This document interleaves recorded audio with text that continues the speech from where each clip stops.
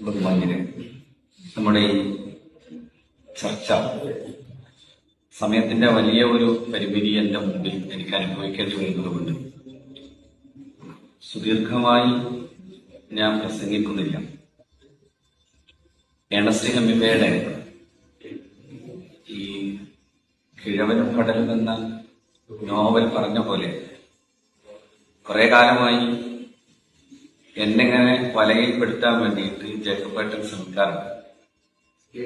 പല പ്രാവശ്യവും അതിനുള്ള ശ്രമങ്ങൾ പരാജയപ്പെടാനുള്ള ഒരു കാരണം ഞാൻ അത്ര വലിയ പ്രത്യാന്തര ബാഹുല്യം എന്നൊന്നും പറയുന്നില്ലെങ്കിൽ കുറച്ച് തിരക്കും യാത്രയും ഒക്കെ ഉള്ളതുകൊണ്ട് ഇങ്ങനെ ഒരു പരിപാടിയിലൊക്കെ പങ്കെടുക്കാൻ സാധിക്കാതെ പോയിട്ടുണ്ട്.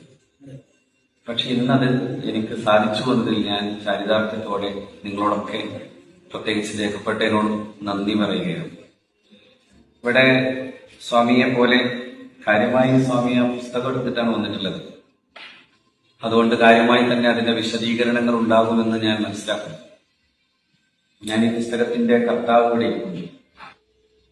ഓതർ ഇസ് ഡെപ്ത് എന്നാണല്ലോ. വായിച്ചു കഴിയുമ്പോൾ സത്യത്തിൽ ഈ ഗ്രന്ഥകർത്താവ് അപ്രസക്തമാകുന്നുണ്ട്.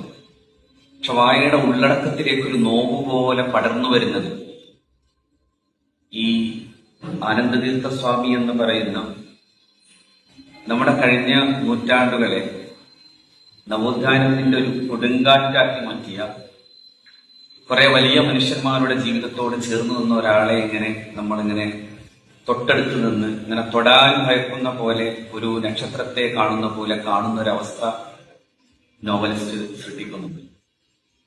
അദ്ദേഹത്തിന്റെ ആ എഴുത്തു രീതികൾ ഒരു ചരിത്രാഖ്യാനത്തെ ഒരു കൃത്യമായൊരു നോവലാക്കി ആ ബിംബങ്ങൾ മുഴുവൻ നമ്മളിങ്ങനെ കാണുന്നത് അതിമനോഹരമായിട്ടാണ്. അതിൽ എന്നെ ഏറ്റവും കൂടുതൽ ഒരു കൊളുത്തി വലിക്കുന്ന പോലെ ഒരു മനോവേദന അനുഭവിക്കുന്ന വിധത്തിലുള്ള ഒന്ന് എനിക്ക് തോന്നിയത് ഈ ചേയ എന്ന് പറയുന്ന വാക്ക് തന്നെയാണ്. അങ്ങനെ ചേയ എന്ന് വിളിക്കുന്ന ഒരു സാമൂഹിക മുഹൂർത്തത്തെ നിങ്ങളൊന്ന് സങ്കല്പിച്ചു നോക്കി. ഞാനിവിടെ വന്നു നിൽക്കുന്നു എന്ന് പറയുമ്പോൾ നീ അവിടെ നിൽക്കാനുള്ള ആളല്ല എന്ന് പറഞ്ഞ് അകറ്റി ഓടിക്കുന്ന ഒരു സാമൂഹിക പശ്ചാത്തലമുണ്ടല്ലോ. തൊട്ടുകൂടാത്തവർ, തീണ്ടിക്കൂടാത്തവർ, ദൃഷ്ടിയിൽപ്പെട്ടാലും ദോഷമുള്ളവർ എന്ന് പറഞ്ഞ ഒരു സാമൂഹിക കാലം. ഈ ഒരു പശ്ചാത്തലത്തിൽ നിന്നിട്ടാണ് നോവൽ ആരംഭിക്കുന്നത്. അവിടെ രോഗിയായി കിടക്കുന്ന ഓർമ്മകളുടെ ഇന്നലകളിലേക്ക്, തന്റെ ഓർമ്മകളുടെ അടരുകളിലേക്ക് യാത്ര ചെയ്യുകയാണ് ആനന്ദ് എന്ന് പറയുന്ന ആനന്ദതീർത്ഥ സ്വാമികൾ. അപ്പോഴാണ് അദ്ദേഹം ഈ ചേയ എന്ന് വിളിച്ചു തന്റെ മുമ്പിൽ വന്നു നിൽക്കുന്ന ഒരു കുട്ടിയെ ഓർക്കുന്നത്. വിദ്യാഭ്യാസം വഴി അവനെ ഉയർത്തിക്കൊണ്ടുവന്ന ചരിത്രമുഹൂർത്തത്തെ ഓർത്തുകൊണ്ടാണ് അദ്ദേഹത്തിന്റെ ജീവിതയാത്ര അദ്ദേഹത്തിനെ ഓർമ്മിക്കുന്നത് നോവലിസ്റ്റ് പറഞ്ഞു തരുന്നത്.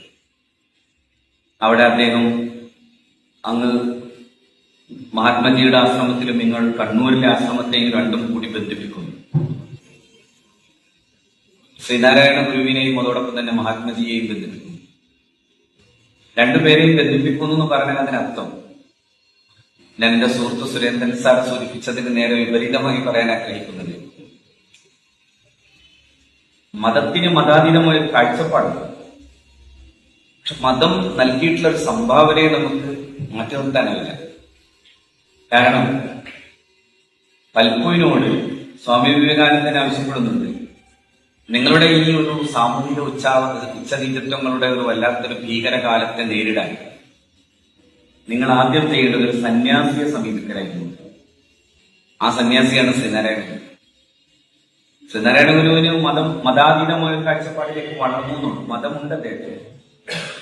ഞാൻ പറയുന്നത് മതം ഒരു നവോത്ഥാന സംരംഭമായി പലപ്പോഴും നമുക്ക് കാണാനാവും. മതത്തിന്റെ ഉള്ളിലൂടെ മതാതീതമായ കാഴ്ചപ്പാടിന് വളർത്തുക. അതുകൊണ്ടാണ് മഹാത്മജി തന്നെ my devotion to truth has drawn me to the field of politics.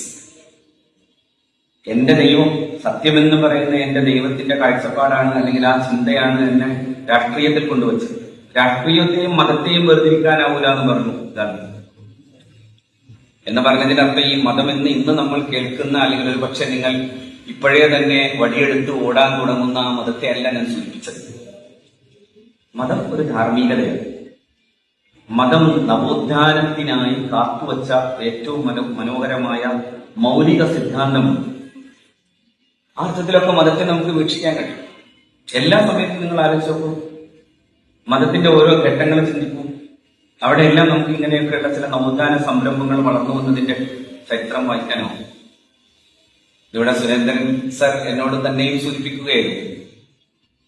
അദ്ദേഹത്തിന്റെ ഒരു നോവൽ ഇപ്പോ ഗർഭഗ്രഹത്തിലാണ്. അതിന്റെ ഉള്ളടക്കം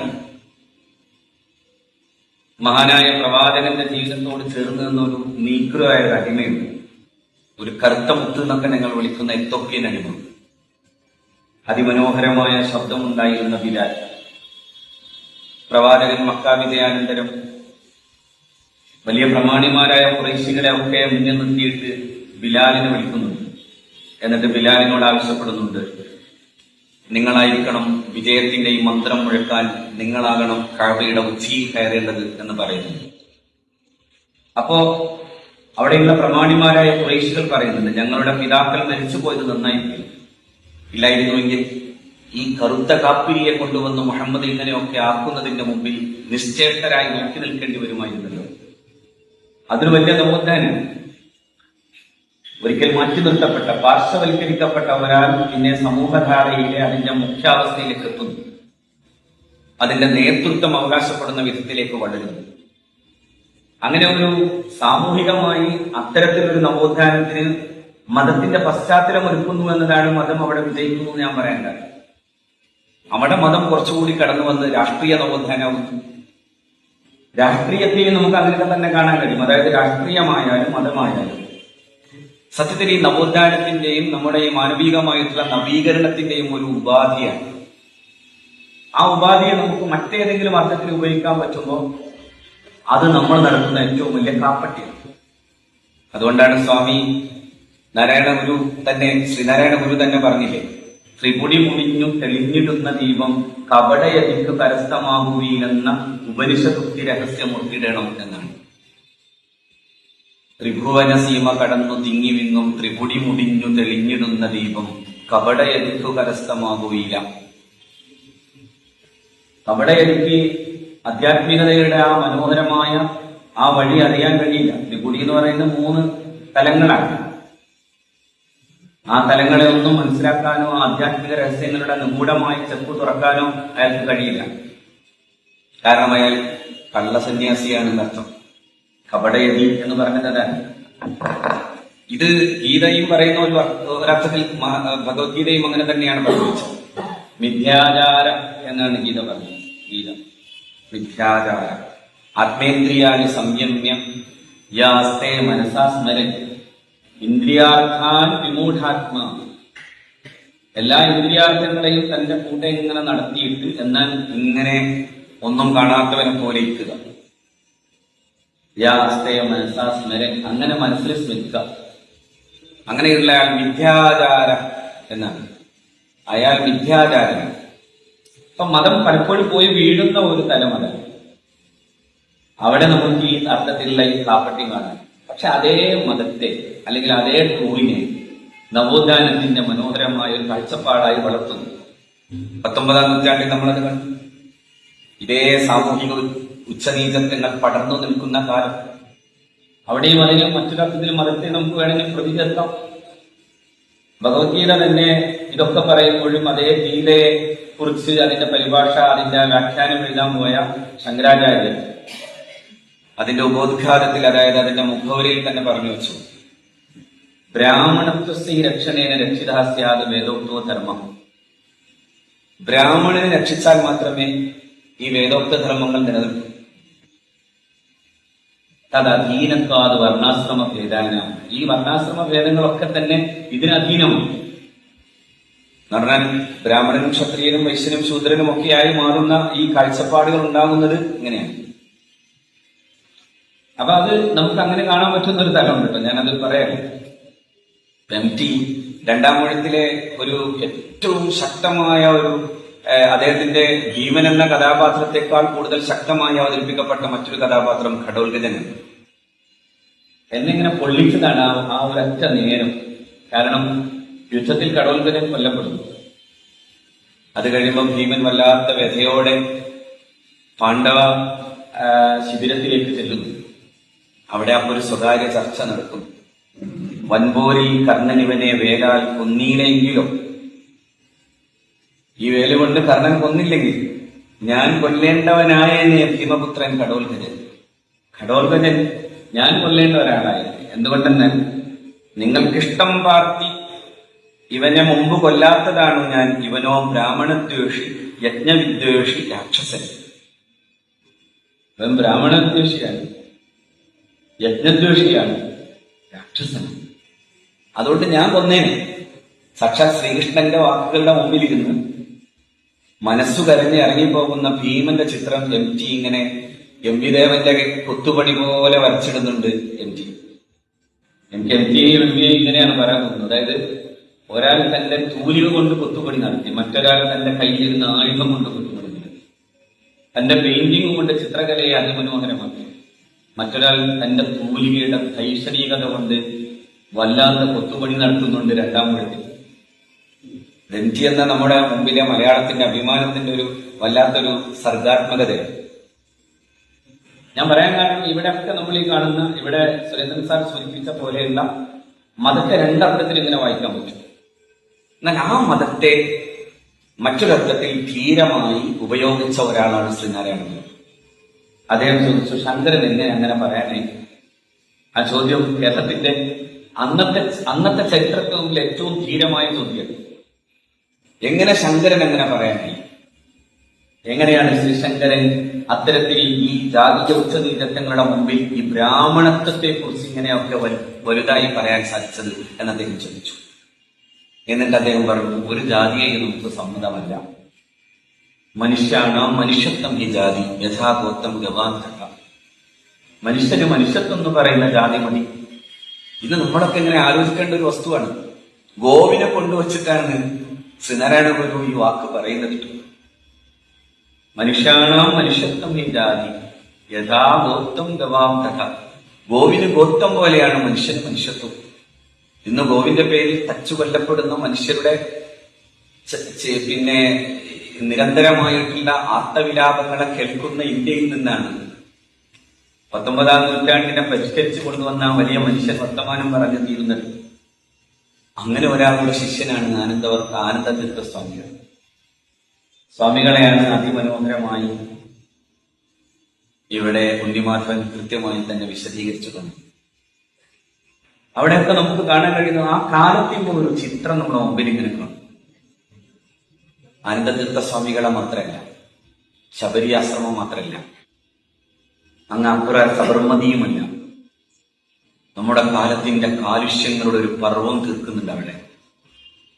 അവിടെ ധീരമായി നിൽക്കുന്നുണ്ട്. ഒരു പക്ഷേ ആ സമയത്ത് ഏറ്റവും കൂടുതൽ ശരീരപീഠം ഏറ്റുവാങ്ങിയിട്ട് രണ്ടുപേരിൽ ഒരാൾ ആനന്ദ തീർത്ഥസ്വാമികളും മറ്റൊന്ന് അയ്യങ്കാളിയാണ്.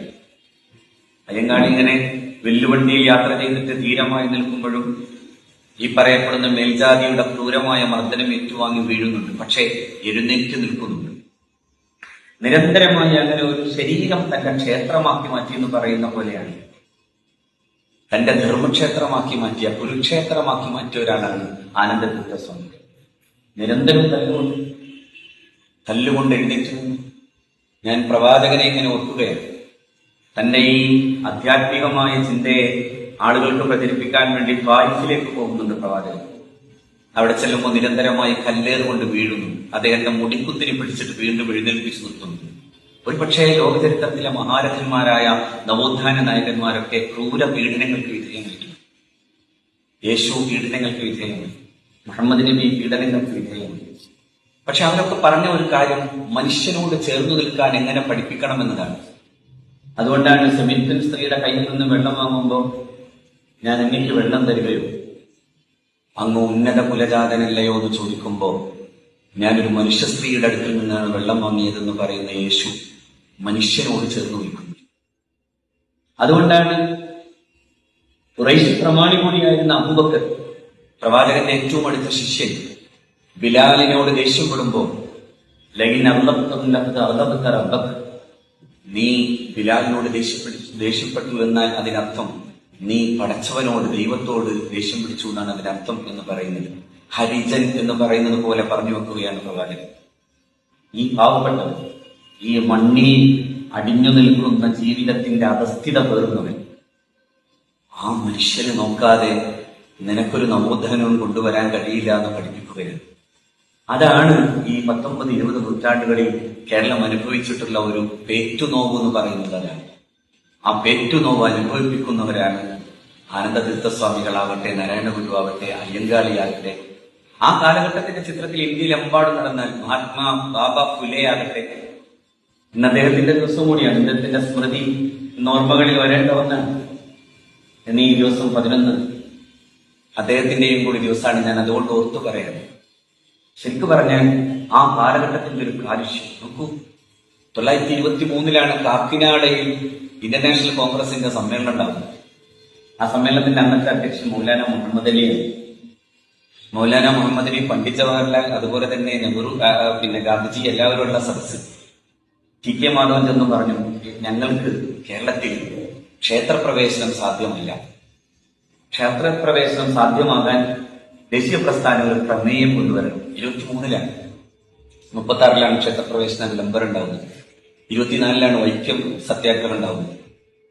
23 ഈ കാക്കിനാടയിലെ ഈ ദേശീയ പ്രസ്ഥാനത്തിന്റെ സമ്മേളനത്തിൽ ചെന്നിട്ട് അത് പറയുമ്പോൾ എനിക്ക് തോന്നുന്നു മഹാത്മജി ഇങ്ങനെ ആലോചിച്ചിട്ടുണ്ടാവും. അന്നത്തെ ദേശീയ പ്രസ്ഥാനത്തിന്റെ ഉന്നം ബ്രിട്ടീഷുകാർക്കെതിരെയുള്ള പോരാട്ടത്തിന്റെ ഉന്നമാണ്. അതെങ്ങാനും വേറൊരു തലത്തിലേക്ക് പോയാൽ സ്വാഭാവികമായും അതുണ്ടാക്കുന്നത് ഈ ഹൈന്ദവ വിഭജനമായി മാറുകയോ അത് ലക്ഷ്യം കാണാതെ പോവുകയോ ചെയ്യുമെന്ന് അവർ ഭയന്നിട്ടുണ്ടാകണം. അല്ലാതെ മഹാത്മാഗാന്ധി മറ്റൊരു തരത്തിൽ ചിന്തിച്ചു എന്ന് ഞാൻ പറയുന്നില്ല. അതുകൊണ്ട് അത്ര പ്രോത്സാഹിപ്പിച്ചില്ല. അസമയത്ത് ടി കെ മാധവൻ വളരെ വൈകാരികമായി മൗലാന മുഹമ്മദ് അലിയോട് പറഞ്ഞു, അങ്ങയുടെ മസ്ജിദുകളിൽ പ്രവേശിക്കാൻ ഇങ്ങനെ ഒരു പ്രശ്നം ഉണ്ടാകുന്നില്ലല്ലോ, എല്ലാവർക്കും പ്രവേശിക്കാൻ കഴിയുന്നുണ്ടല്ലോ, ജാതി എന്ന് നോക്കാതെ എല്ലാ സമുദായാംഗങ്ങളും അവിടെ പ്രവേശിക്കുന്നുണ്ടല്ലോ, അതുപോലെ ഞങ്ങൾക്ക് ഞങ്ങളുടെ ക്ഷേത്രങ്ങളിൽ പ്രവേശിക്കാൻ എന്തുകൊണ്ട് അനുവാദം കിട്ടിക്കൂടാ? ആ ചോദ്യം മൗലാന വളരെ ശക്തമായി അവതരിപ്പിക്കുന്നുണ്ട്. അങ്ങനെ ശക്തമായി അവതരിപ്പിക്കുകയും ദേശീയ പ്രസ്ഥാനം ഒരു പ്രമേയം കൊണ്ടുവരും. ചരിത്രത്തിലെ, നമ്മുടെ ഈ ദേശീയ പ്രസ്ഥാനത്തിന്റെ ചരിത്രത്തിലെ, കേരളത്തിന്റെ ചരിത്രത്തിലെ അത്യപൂർവമായ നവോത്ഥാനത്തിന്റെ കൊടുങ്കാറ്റടിക്കാൻ പോകുന്ന ഒരു ദിവസവും ഒരു കാലവും നമ്മൾ അടയാളപ്പെടുത്തി 1923 തന്നെയാണ്. 24 സത്യാഗ്രഹം തുടങ്ങി. 36 വരുമ്പോ പിന്നെ ക്ഷേത്രപ്രവേശന വിളംബരം ഉണ്ടാകും. ഈ ഇങ്ങനെ ഒരു പശ്ചാത്തലത്തെ നമ്മൾ കാണുമ്പോൾ അവിടെ ഇവരെല്ലാവരും കൂടിച്ചേർന്ന് നടന്ന ഒരു രൂപം നമുക്ക് കാണാനും. അതുകൊണ്ടാണ് ഞാൻ പറഞ്ഞത്, കുറച്ചുകൂടി പറഞ്ഞാൽ മതം മതാതീതമാകുന്നത് പോലെ രാഷ്ട്രീയം രാഷ്ട്രീയാതീതമായി മാറുന്നുണ്ട്. ഏതാണ് ഈ രാഷ്ട്രീയാതീതം എന്ന് പറയാൻ കാരണം? രാഷ്ട്രീയം എന്ന് പറയുന്ന നമ്മൾ കണ്ടുപഠിച്ച ശീലങ്ങൾക്കപ്പുറത്ത് മനുഷ്യത്വത്തോട് ആഭിമുഖ്യമുള്ള ഒരു രാഷ്ട്രീയം ഉണ്ടാവും. ആ രാഷ്ട്രീയമാണ് 1947 ഓഗസ്റ്റ് 14 അർദ്ധരാത്രി ഇന്ത്യയുടെ എന്നേക്കും എല്ലാ കാലത്തെയും ഏറ്റവും മഹാനായ പ്രധാനമന്ത്രിയുടെ പ്രസംഗത്തിൽ മുഴങ്ങിക്കെട്ടത്. The service of India means the service of millions who suffer. It means the ending of poverty, ignorance and inequality of opportunity. ഇന്ത്യയെ സേവിക്കുക എന്ന് പറഞ്ഞാൽ ദശലക്ഷക്കണക്കിന് വരുന്ന മനുഷ്യരെ സേവിക്കലാണ്, അവസര സമത്വത്തിനു വേണ്ടി പരിശ്രമിക്കലാണ്, ദാരിദ്ര്യോച്ചാടനമാണ്, അജ്ഞതയുടെ വിഭാടനമാണ്. To wipe every tears from every eyes. ഓരോ കണ്ണിൽ നിന്നും കണ്ണീരൊക്കുക എന്ന് പറയുന്ന മഹാത്മജിയുടെ സ്വപ്ന സാക്ഷാത്കാരാണ്. നെഹ്റുവിന്റെ ആ പ്രസംഗം നടത്തുമ്പോൾ രാഷ്ട്രീയക്കാരൻ രാഷ്ട്രീയാതീതമായി ചിന്തിക്കുന്നു നമുക്ക് പറയാം. അപ്പൊ ഈ ആധ്യാത്മികതയെ, മതേതരത്വത്തെ ഒക്കെ ചേർത്ത് വെച്ചിട്ട് നമുക്ക് പറയാൻ പറ്റുന്ന ഒരു കാര്യം ഉണ്ടാകുമ്പോൾ നമുക്ക് അതിനെയൊക്കെ ഇതിലെല്ലാം തന്നെ അതീതമായി നിൽക്കുന്ന ഒരു തലത്തിലേക്ക് കൊണ്ടുപോകണം.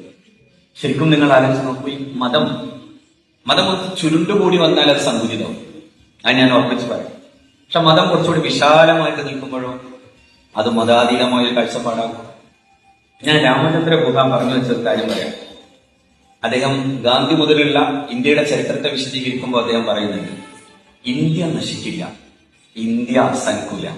എന്തുകൊണ്ടെന്ന് ഇന്ത്യയെ ഏകദാനമായി നിലനിർത്തുന്ന ഒരു വലിയ ഘടകമുണ്ട്, ഹിന്ദുസ്ഥാനി സംഗീതം. ഹിന്ദുസ്ഥാനി എവിടുന്ന് പൊട്ടിമുളച്ചു എന്നുള്ള ചോദ്യത്തിന് ഏൽ ഭാഷ നൽകുന്നൊരു മനോഹരമായ ഉത്തരവുണ്ട്.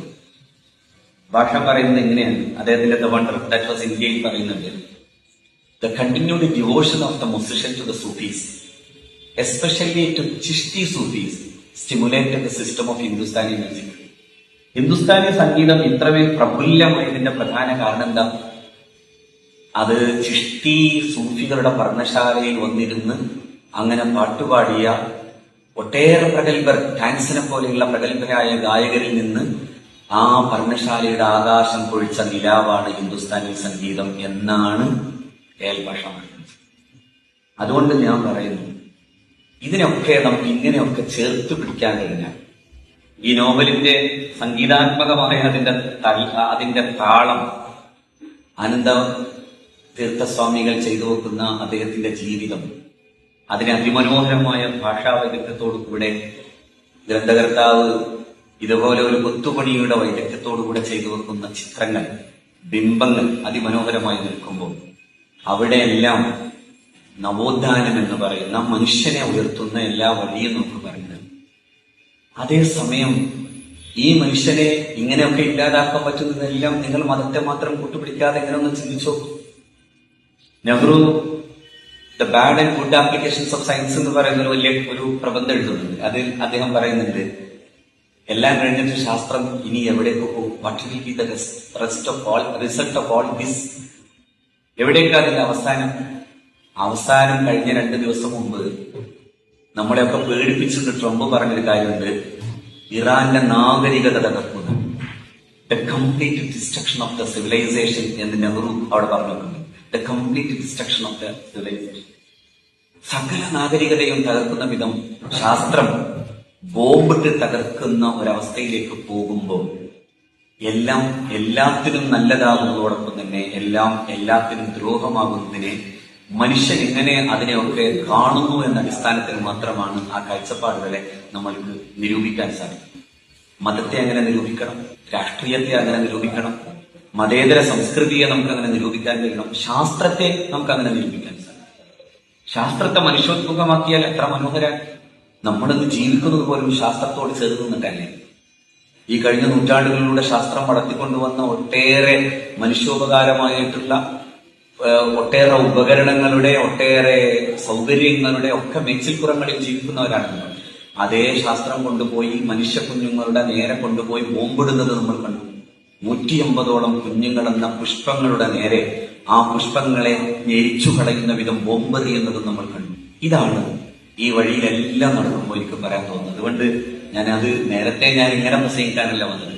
പക്ഷേ മതത്തെക്കുറിച്ച് എന്റെ പ്രിയപ്പെട്ട സുഹൃത്ത് ഇങ്ങനെ സൂചിപ്പിച്ചപ്പോ സത്യത്തിൽ നമ്മളെ ഏറ്റവും ആദ്യം വിമർശിക്കുന്നത് മതത്തെ ആയതുകൊണ്ട് അങ്ങനെയല്ല. മതമല്ല ഇവിടെ കുഴപ്പക്കാരൻ, രാഷ്ട്രീയവുമല്ല ഇവിടുത്തെ കുഴപ്പക്കാരൻ, നമ്മളാണ് എന്ന് പറഞ്ഞാൽ നമ്മളുടെ സ്വാർത്ഥതയാണ്. അതില്ലാതാക്കാൻ വേണ്ടിയാണ് മതം പ്രവർത്തിച്ചത്, ആധ്യാത്മികത പ്രവർത്തിച്ചത്. ആധ്യാത്മികതയുടെ വഴിയെ നടന്ന മഹാപുരുഷന്മാരെല്ലാവരും പറഞ്ഞു തന്നത്. ആ വഴി മറന്നുപോയതാണ് നമുക്ക് സംഭവിച്ച ഏറ്റവും വലിയ ദുരന്തം.